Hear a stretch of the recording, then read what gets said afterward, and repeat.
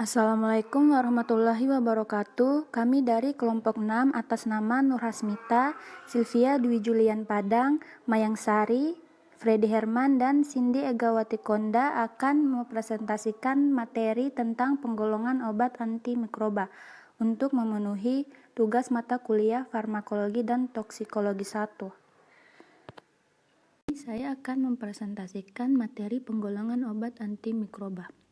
Penggolongan obat antimikroba dibagi berdasarkan beberapa golongan, yaitu yang pertama, berdasarkan mekanisme kerjanya. Berdasarkan mekanisme kerjanya, antimikroba dibagi menjadi 5 kelompok, yaitu yang pertama, antimikroba yang mengganggu metabolisme sel mikroba. Contoh obat adalah antara lain sulfonamid, trimetoprim. Yang kedua, antimikroba yang menghambat sintesis dinding sel mikroba. Contoh obatnya antara lain penisilin, cefalosporin, sikloserin. Yang ketiga, antimikroba yang mengganggu permeabilitas membran sel mikroba.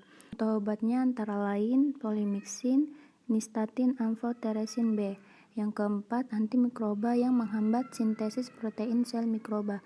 Contoh obatnya antara lain chloramphenicol, tetracycline, erythromycin, clindamycin, dan pristinamycin.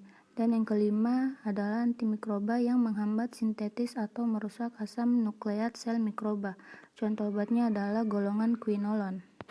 Selanjutnya, penggolongan obat antimikroba berdasarkan spektrumnya.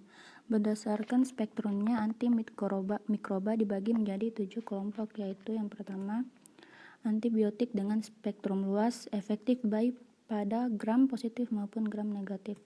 Contoh obatnya antara lain tetracycline, amphenicol, aminoglikosida, makrolida. Yang kedua, antibiotik dengan spektrum sempit, efektif pada satu jenis mikroba. Contoh obatnya antara lain penisilin, streptomycin, neomycin, bacitracin. Tiga, antibiotik yang aktivitasnya lebih dominan terhadap bakteri gram positif. Contoh obatnya antara lain bacitracin, erythromycin. Yang keempat, antibiotik yang aktivitasnya lebih dominan terhadap bakteri gram negatif. Contoh obatnya antara lain colchicine, polimixin bisulfat, dan sulfomycin. Yang kelima, antibiotik yang aktivitasnya lebih dominan terhadap Mycobacteriaceae. Contoh obatnya antara lain streptomycin, kanamycin, sikloserin. 6. Antibiotik yang aktif terhadap jamur. Contoh obatnya antara lain griseofulvin, antibiotik polien seperti nystatin, amphotericin B, dan candicidin. Yang ketujuh, antibiotik yang aktif terhadap neoplasma. Contoh obatnya antara lain actinomycin, bleomycin, daunorubicin, mitomycin, dan mitramycin. Selanjutnya, penggolongan obat antimikroba berdasarkan struktur kimianya. Berdasarkan struktur kimianya, antimikroba dibagi menjadi 10 kelompok, yaitu yang pertama, antibiotik belactam, kedua, linkosam, ketiga, anthracycline, keempat, ansamycin, kelima, makrolida, keenam, turunan amphenicol, ketujuh, polipeptida, kedelapan, aminoglikosida, kesembilan, turunan tetracycline, dan yang ke-10, polien. Selanjutnya, penggolongan obat antimikroba berdasarkan aksi utamanya. Berdasarkan aksi utamanya, antimikroba dibagi menjadi 2 kelompok, yaitu yang pertama bakteriostatik, yaitu antimikroba yang menghambat pertumbuhan mikroba. Contoh obatnya antara lain penisilin, aminoglikosida, cefalosporin, cotrimoxazole, isoniazid. Yang kedua, bakterisida, yaitu antimikroba yang membunuh atau memusnahkan mikroba.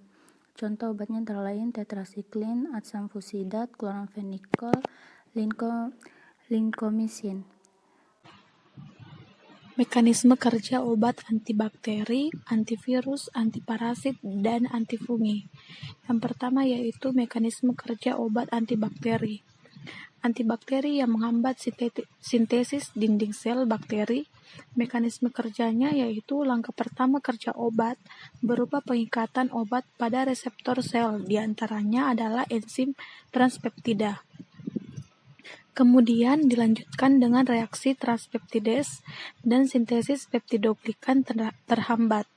Mekanisme diakhiri dengan pembuangan atau penghentian aktivitas penghambat enzim autolisis pada dinding sel.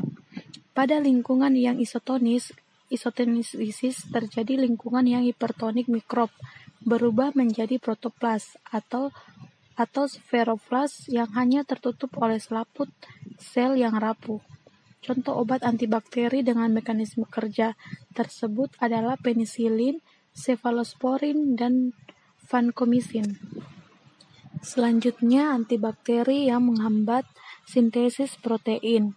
Mekanisme kerjanya yaitu di dalam sel bakteri, misalkan obat aminoglikosida, berikatan dengan reseptor pada subunit 30S protein ribosom bakteri atau S12 pada streptomycin.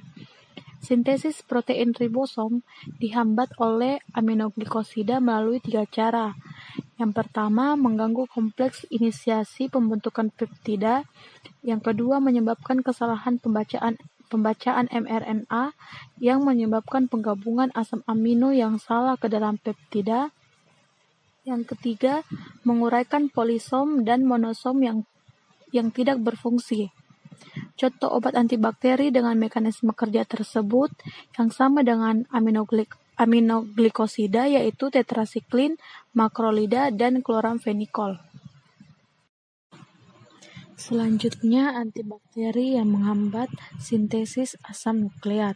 Mekanisme kerjanya, senyawa antibakteri yang bekerja dengan senyawa ini diharapkan mempunyai selektivitas yang tinggi, sehingga hanya sintesis asam nukleat bakteri saja yang dihambat. Umumnya, senyawa penghambat akan berikatan dengan enzim atau salah satu komponen yang berperan dalam tahapan sintesis, sehingga akhirnya reaksi akan terhenti karena tidak ada substrat yang direaksikan dan asam nukleat tidak dapat terbentuk. Contoh obat yang termasuk dalam kelompok ini yaitu rifampicin dan golongan quinolone. Yang kedua, mekanisme kerja obat antivirus. Klasifikasi pembahasan obat antivirus terbagi menjadi 2, yaitu anti-non-retrovirus dan anti-retrovirus, di mana anti-non-retrovirus terbagi menjadi 3. Yang pertama, antivirus untuk herpes, yang kedua, antivirus untuk influenza, yang ketiga, antivirus untuk hepatitis B dan hepatitis C. Sedangkan anti-retrovirus terbagi menjadi 5. Yang pertama, nukleosida reverse transcriptase inhibitor, yang kedua nukleotida reverse transcriptase inhibitor, yang ketiga non-nukleosida reverse transcriptase inhibitor, yang keempat protease inhibitor, yang kelima viral entry inhibitor. Yang pertama, golongan obat anti non-retrovirus, yaitu antivirus untuk herpes. Contohnya obat asiklovir, di mana mekanisme kerja obat asiklovir dimetabolisme menjadi asiklovir trifosfat yang menghambat DNA polimerase virus. Yang kedua, obat valaciclovir. Mekanisme kerjanya sama dengan asiklovir. Yang ketiga, ganciclovir. Mekanisme kerjanya ganciclovir diubah menjadi ganciclovir monofosfat oleh enzim fosfotransferase yang dihasilkan sel yang terinfeksi sitomegalovirus. Ganciclovir monofosfat merupakan fosfotransferase yang lebih baik dibandingkan dengan asiklovir. Waktu paruh eliminasi ganciclovir trifosfat sedikitnya 12 jam, sedangkan asiklovir hanya 1-2 jam. Perbedaan inilah yang menjelaskan mengapa asiklovir lebih superior dibandingkan dengan asiklovir untuk terapi penyakit yang disebabkan oleh sitomegalovirus. Yang keempat, obat penciclovir. Mekanisme kerjanya sama dengan asiklovir. Golongan obat anti non-retrovirus yang kedua yaitu antivirus untuk influenza. Contohnya yang pertama, amantadin dan rimantadin. Mekanisme kerjanya, antivirus yang bekerja pada protein matriks 2 virus, suatu kanal ion transmembran yang diaktifasi oleh pH. Kanal matriks 2 merupakan pintu masuk ion ke virion selama proses uncoating. Hal ini menyebabkan destabilisasi ikatan protein serta proses transport DNA virus ke nukleus. Selain itu, fluks kanal ion matriks 2 mengatur pH kompartemen intraseluler, terutama aparatus Golgi. Contoh yang kedua, inhibitor neuraminidase atau azeltabivir dan zanabivir. Mekanisme kerjanya, asam N-asetilneuraminat merupakan komponen mukoprotein sekresi respirasi. Virus berikatan pada mukus, namun yang menyebabkan penetrasi virus ke permukaan sel adalah aktivitas enzim neuraminidase. Hambatan terhadap neuraminidase mencegah terjadinya infeksi. Neuraminidase juga untuk pelepasan virus yang optimal dari sel yang terinfeksi, yang meningkatkan penyebaran virus dan intensitas infeksi. Hambatan neuraminidase menurunkan kemungkinan berkembangnya influenza dan menurunkan tingkat keparahan jika penyakitnya berkembang. Contoh yang ketiga, ribavirin. Mekanisme kerjanya, ribavirin merupakan analog guanosin yang cincin purinnya tidak lengkap. Setelah mengalami fosforilasi intrasel, ribavirin trifosfat mengganggu tahap awal transkripsi virus, seperti proses capping dan elongasi mRNA, serta menghambat sintesis ribonukleoprotein. Golongan obat anti-nonretrovirus yang ketiga yaitu antivirus untuk hepatitis B dan hepatitis C. Yang pertama contohnya lamivudin, di mana mekanisme kerja lamivudin merupakan L-enantiomer analog deoksisitidin. Lamivudin dimetabolisme di hepatosit menjadi bentuk trifosfat yang aktif. Lamivudin bekerja dengan cara menghentikan sintesis DNA secara kompetitif menghambat polimeras virus.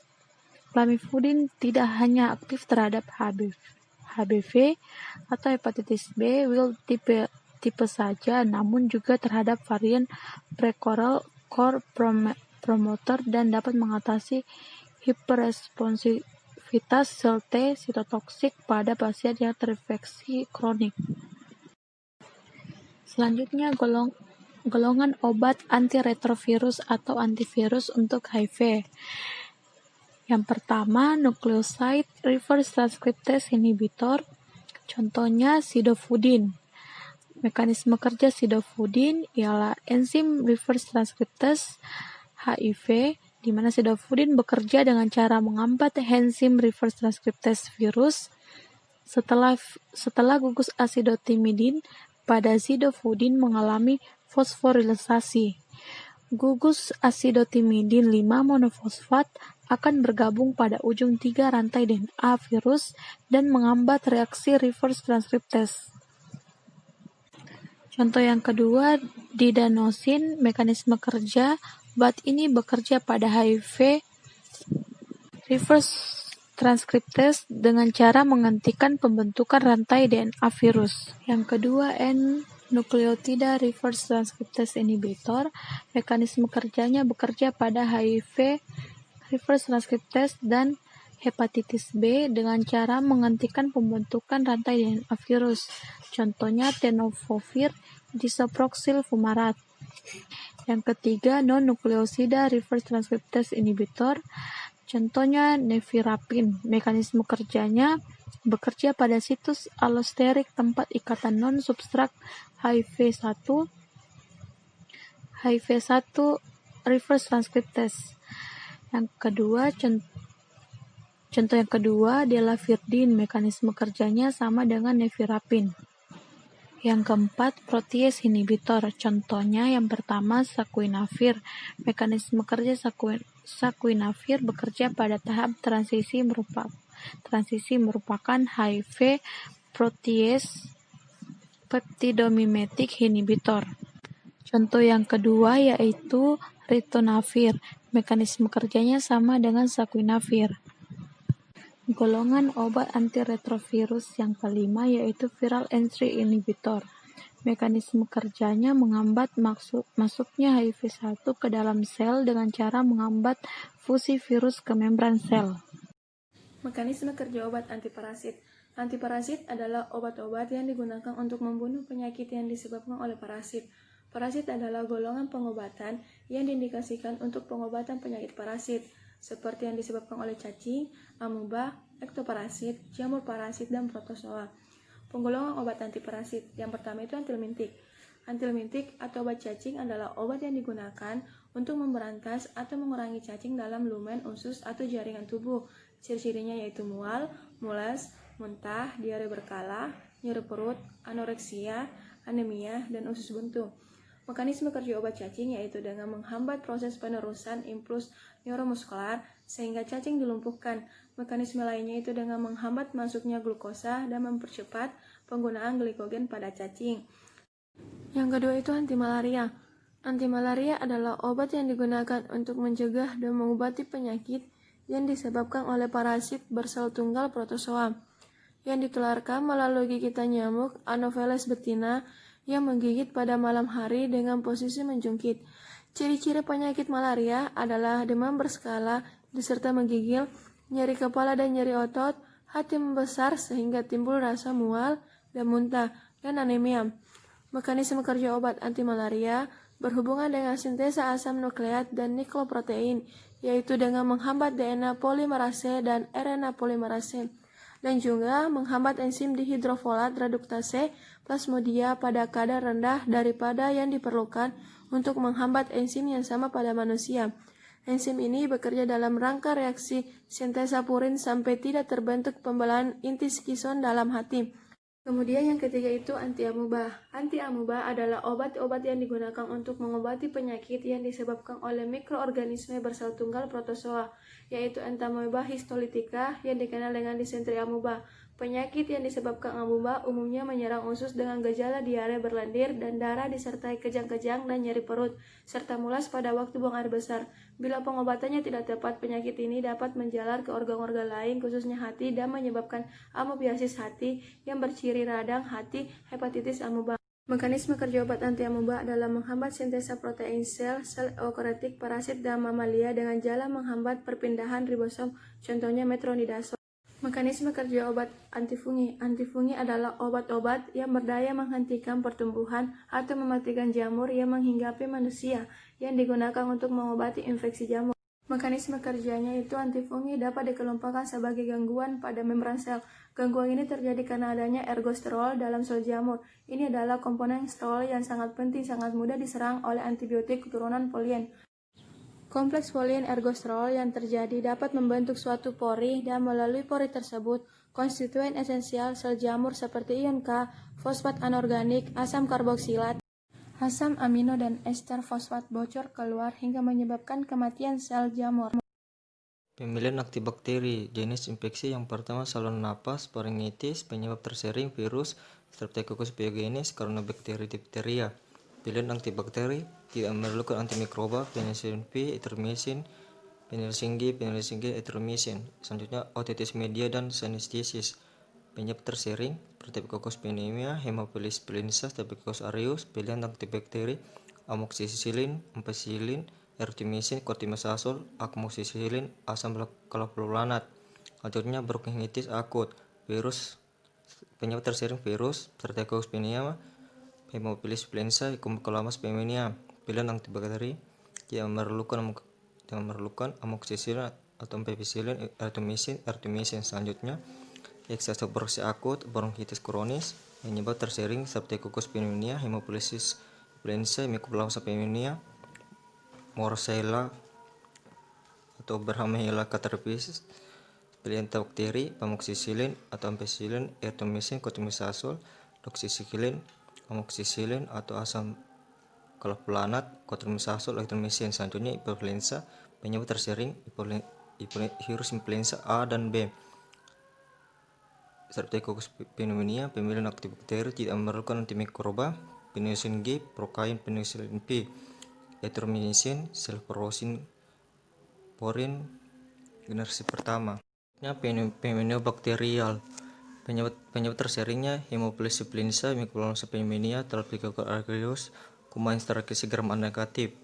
Pemilihan antibakteri amoxicillin atau ampicillin, cotrimoxazole, ampicillin atau sulbactam, chloramphenicol, fluoroquinolone, erythromycin, doxycycline, cloxacillin, cephalosporin generasi pertama, cephalosporin generasi ketiga, dan dengan atau tanpa aminoglikosida.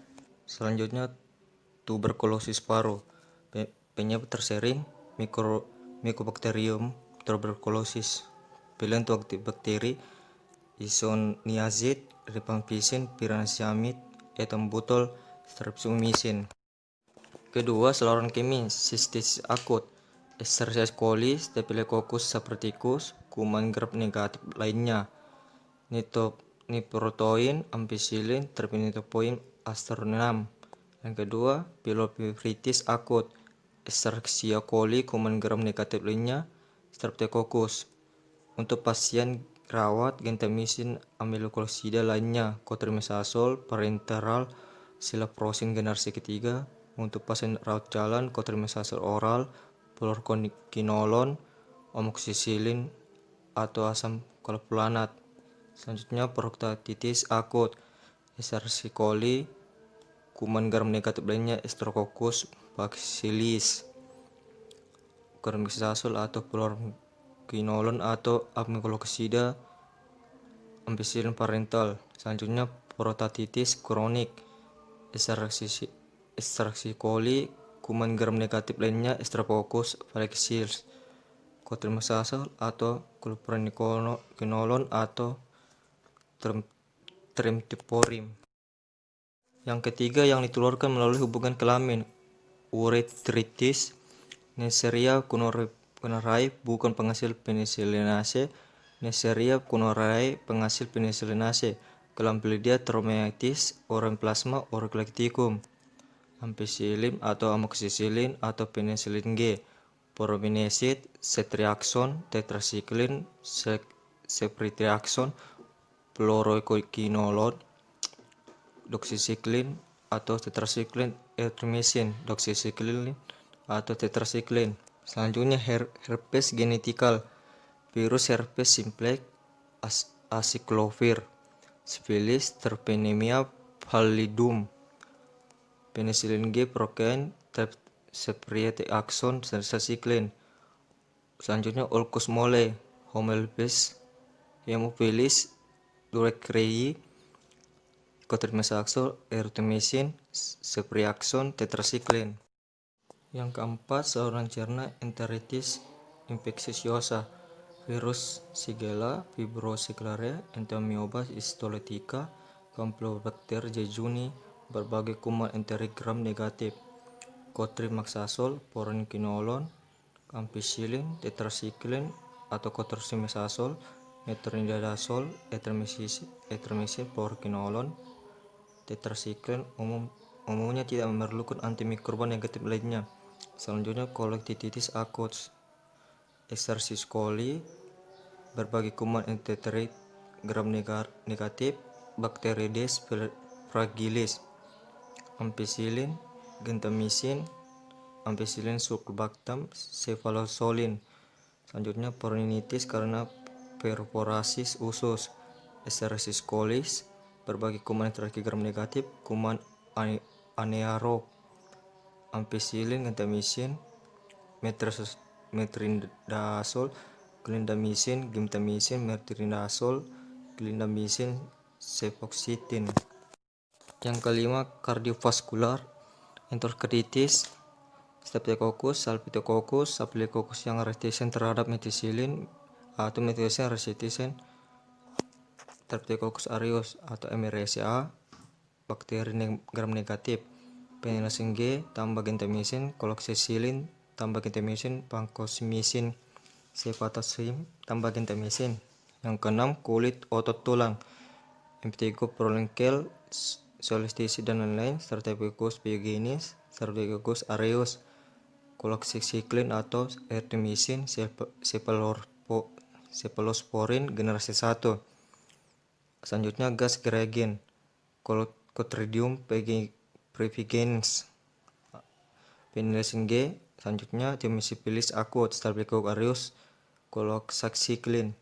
Yang ketujuh, sistem saraf pusat, meningitis bakterial, anak atau dewasa, Streptococcus pneumoniae, Staphylococcus, Haemophilus influenza, meningococcus, ampicillin tambah chloramphenicol sebagai terapi awal, penicillin G, chloramphenicol. Selanjutnya meningitis pada neonates.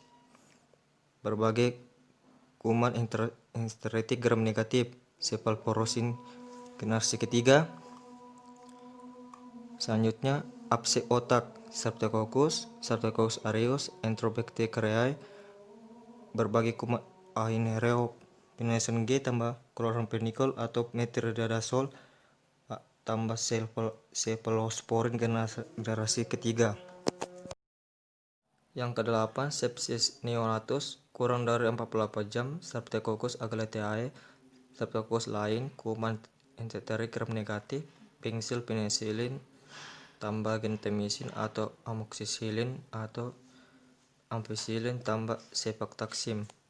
Selanjutnya neonatus lebih dari 48 jam, Streptococcus pneumoniae, Haemophilus influenza, Neisseria meningitidis, Streptococcus aureus, flucloxacillin tambah gentamicin atau amoxicillin atau ampicillin tambah cefotaxime.